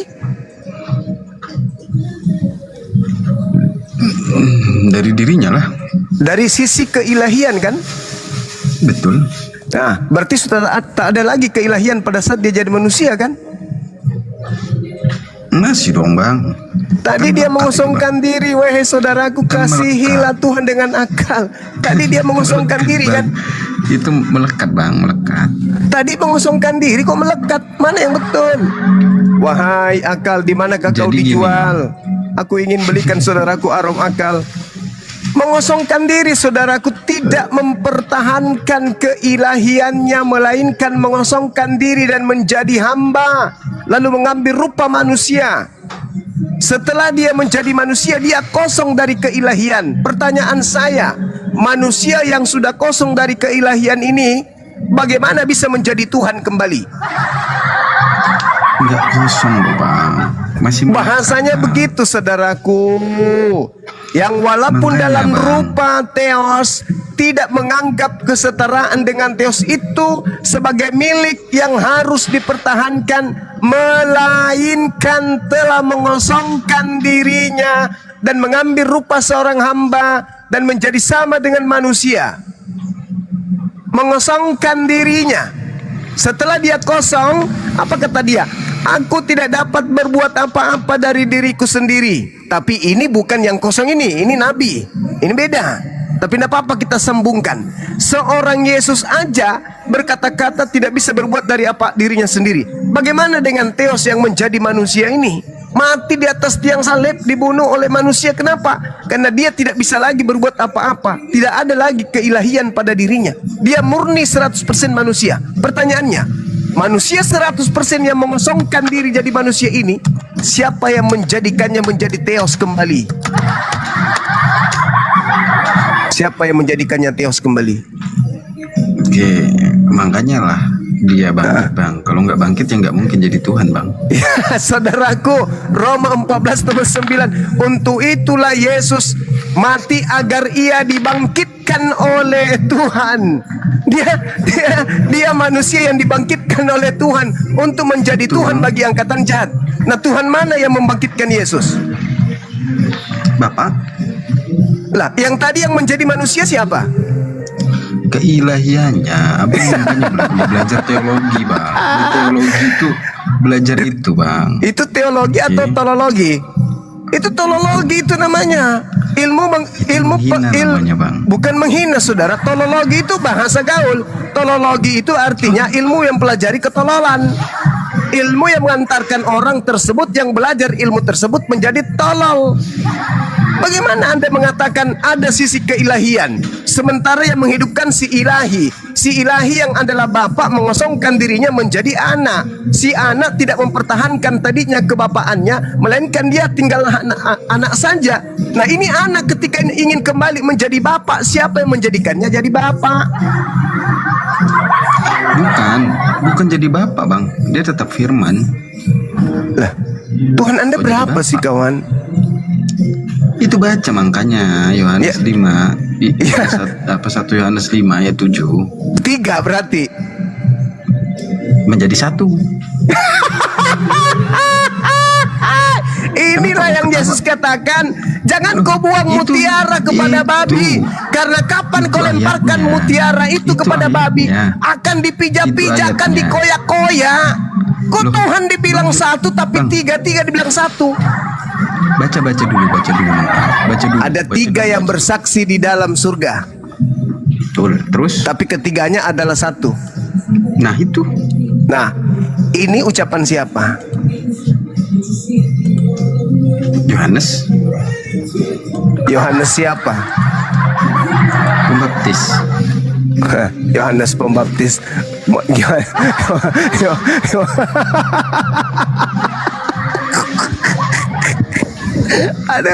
Ada para saudaraku ini, para.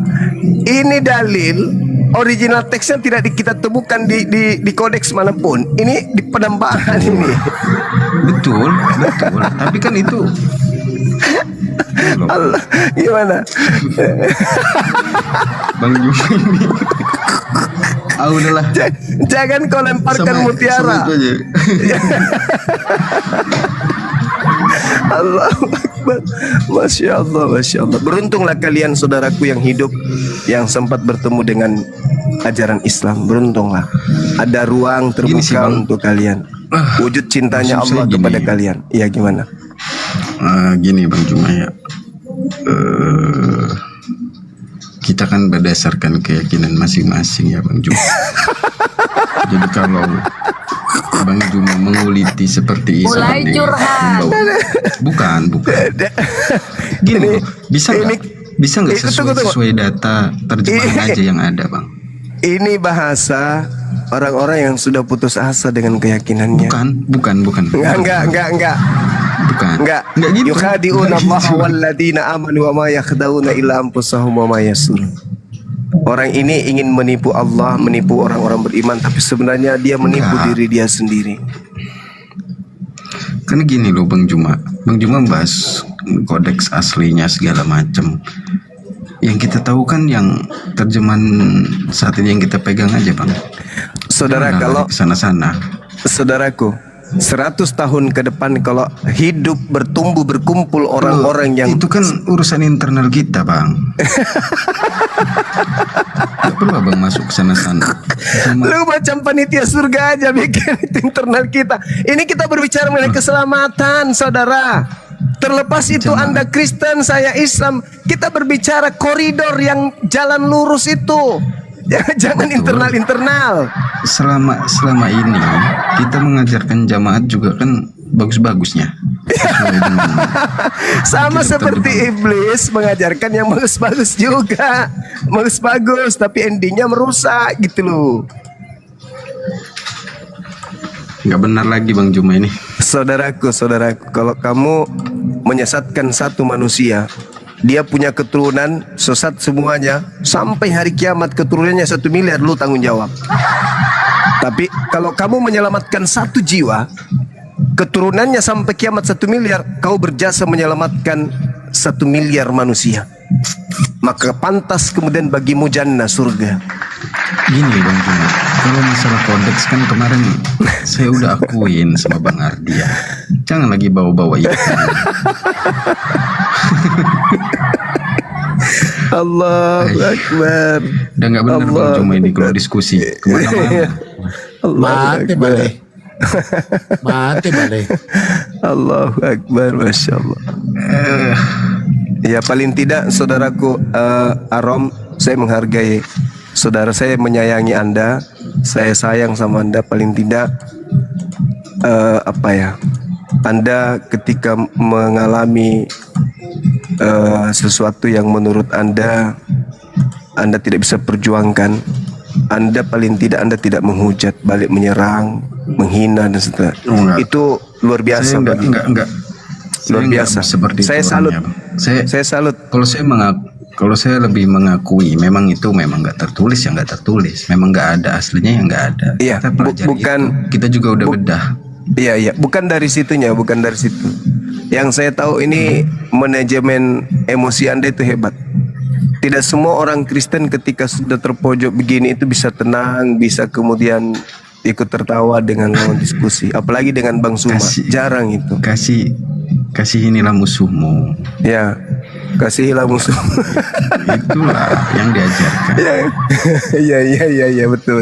Iyalah. Itu Iya, yang kita pegang, Bang. Ya, tapi Ajaran sebenarnya gini kasih saudaraku Arom, bukan Anda yang sedang mengasihi musuh dalam keadaan ini. Anda dikasihi musuhmu kayak gitu. Enggak juga nya. Allah Akbar. Tidak semuanya dan tidak selamanya itu mengasihi musuh itu berlaku. Yang ada saat ini Anda yang dikasihi oleh musuh gitu.